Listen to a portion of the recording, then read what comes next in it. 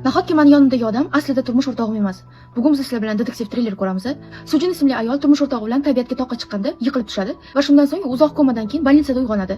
Bolnitsada uyg'onganda bir erkak "Men seni turmush o'rtog'ingman, san tog'dan yiqilib tushding va butun xotirangni yo'qotding" deydi.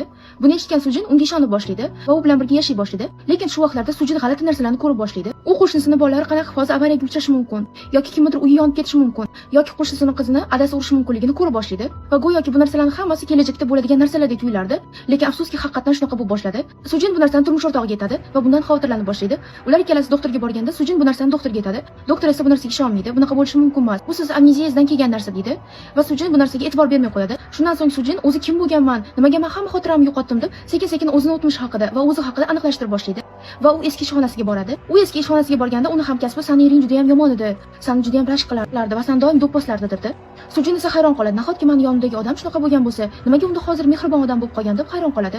Va ertasi kuni Sujin uyiga politsiyachilar keladi. Politsiyachilar kelib, "Siz yiqilganda sizni tanangizda bir ikkita ko'karishlar bor edi. Sizni menimcha eringiz urgan yiqilishdan oldin" deydi. Sujin esa hayron qoladi. "Meni hech kim urmayapti, hozir ham hech kim urgani yo'q. Menimcha o'tmishda ham bunaqa bo'lmagan" deb yana o'zini o'tmish haqida qidirib boshlaydi. Va aniqlanishi bo'yicha yondagi erkak uni asl turmush o'rtog'i emas ekan. Bu film davomini Kinstudiya kanalida ko'rishingiz mumkin. Agar siz detektiv, psixologik triller janrini yoqtirsangiz, bu film aynan siz uchun. Ha aytgancha eng sara daramalar uchun menga obuna bo'lib qo'yish esingizdan chiqmasin.